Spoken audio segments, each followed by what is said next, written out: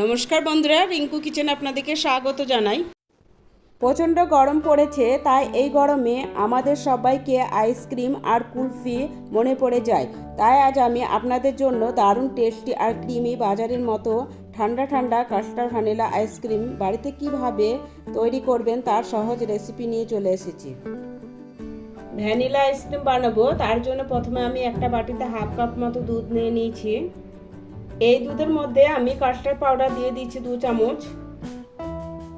এবার দুধের সাথে কাস্টার্ড পাউডারটা খুব ভালোভাবে মিশিয়ে নিব। দুধের সাথে কাস্টার্ড পাউডারটা খুব ভালোভাবে মিশিয়ে নিয়েছি। এবার আমি গ্যাসের উপর একটা কড়াই বসিয়ে দিয়েছি। কড়াইয়ের মধ্যে দিয়ে দিচ্ছি 1.5 কাপ দুধ। দুধটা গরম করে ফুটিয়ে নিব। দুধটা গরম হয়ে ফুটতে শুরু করে দিয়েছে। এবার আমি গ্যাসের ফ্লেমটা লো করে দিলাম। দুধ আর কাস্টার্ড পাউডার মিশিয়ে রেখেছিলাম এই দুধের মধ্যে দিয়ে দিব আর খুব ভালোভাবে দুধের সাথে মিশিয়ে নিব। কাস্টার্ড পাউডার আর দুধের সাথে খুব ভালোভাবে মিশিয়ে নিয়েছি। অনবরত নাড়াচাড়া করে দুধটা রান্না করে নিব, না হলে তলায় লেগে যাওয়ার সম্ভাবনা থাকবে। দুধ আর কাস্টার্ড পাউডারটা অনবরত নাড়াচাড়া করে 4-5 মিনিট রান্না করে নিয়েছি। দুধটা দেখুন আগের তুলনায় অনেকটা ঘন হয়ে গেছে। এবার আমি দিয়ে দিচ্ছি হাফ কাপের একটু কম চিনি। চিনিটা খুব ভালোভাবে মিশিয়ে নিব। চিনির পরিমাণটা আপনারা আপনাদের পছন্দ মতো কম বেশি করে নেবেন। চিনিটা দেওয়ার কারণে অনেকটা পাতলা হয়ে গেছে। আরো 2-3 মিনিট সময় নিয়ে অনবরত নাড়াচাড়া করে রান্না করে নিব। 2-3 মিনিট সময় নিয়ে দুধ আর কাস্টার্ড পাউডার মিশ্রণটা আমি রান্না করে নিয়েছি। দুধ আর কাস্টার্ড পাউডারের মিশ্রণটা দেখুন এরকম পাতলা দেখছে, কিন্তু ঠান্ডা হওয়ার পর অনেকটা ঘন হয়ে যাবে। এবার আমি গ্যাসটা বন্ধ করে দিলাম। দুধ আর কাস্টার্ড পাউডারের মিশ্রণটা একটা বাটিতে ঢেলে নিয়ে ঠান্ডা হওয়ার জন্য রেখে দিব। যে কাপ মেপে 1.5 কাপ দুধ নিয়েছিলাম ওই কাপেরই 1 কাপ ক্রিম নিয়ে নিয়েছি। ক্রিমটা আমি ঢেলে নিলাম বাটির মধ্যে। ক্রিমটা বিট করার জন্য আমি ইলেকট্রিক মেশিন নিয়ে নিয়েছি। এবার ক্রিমটা বিট করে নেব।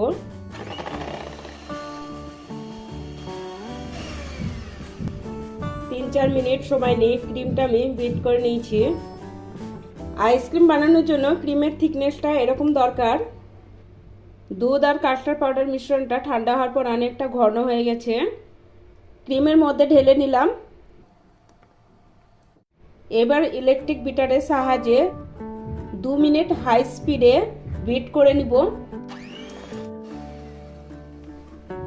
দুধ আর কাস্টার্ড পাউডারের মিশ্রণটা আমি ক্রিমের সাথে 2 মিনিট হাই স্পিডে খুব ভালোভাবে বিট করে নিয়েছি। ক্রিমটা আগে থেকে অনেকটা ফ্লফি হয়েছে। এবার দিয়ে দিচ্ছি 1 চামচ ভ্যানিলা এসেন্স। এবার দিয়ে দিচ্ছি ফুড কালার 1 ফোঁটা। ভ্যানিলা এসেন্স আর ফুড কালারটা খুব ভালোভাবে মিশিয়ে নিব ক্রিমের সাথে। ফুড কালারটা ব্যবহার করার কারণে দোকানের মতো আইসক্রিমের কালারের লুকটা আসবে। আপনারা যদি ফুড কালারটা না দিতে চান তাহলে ব্যবহার করবেন না। ভ্যানিলা এসেন্স আর ফুড কালারটা আমি ক্রিমের সাথে খুব ভালোভাবে মিশিয়ে নিয়েছি। এবার আমি ঢেকে 30 মিনিটের জন্য ডিপ ফ্রিজে রেখে দেব। 30 মিনিট পর ডিপ ফ্রিজে থেকে আইসক্রিমের মিশ্রণটা বার করে নিলাম। আবারও আমি ইলেকট্রিক বিটারের সাহায্যে 4 মিনিট বিট করে নেব। আইসক্রিমের মিশ্রণটা দেখুন অনেকটা স্মুথ হয়েছে।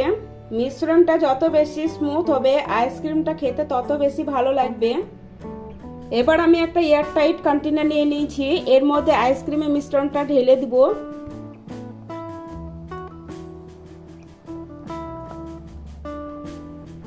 পুরো মিশ্রণটা ঢেলে দিয়েছি। এবার উপর দিয়ে একটু সমান করে দিব। খুব ভালোভাবে সমান করে নিয়েছি। এবার ঢাকনাটা লাগিয়ে দিলাম। আইসক্রিমটা সেট হওয়ার জন্য ডিপ ফ্রিজে 8 ঘন্টার জন্য রেখে দিব। 8 ঘন্টা পর ডিপ ফ্রিজে থেকে আইসক্রিমটা বার করে নিয়েছি। আইসক্রিমটা খুব ভালোভাবে সেট হয়ে গেছে। এবার আমি আইসক্রিমটা একটা চামচের সাহায্যে তুলে নিচ্ছি।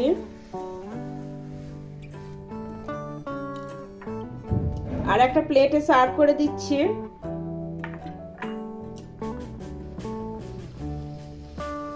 আমার এই রেসিপিটা আপনাদের যদি ভালো লাগে অবশ্যই লাইক করবেন, বেশি বেশি করে শেয়ার করবেন। আমার চ্যানেলটা সাবস্ক্রাইব করা না থাকলে আমার চ্যানেলটা সাবস্ক্রাইব করার অনুরোধ রইল।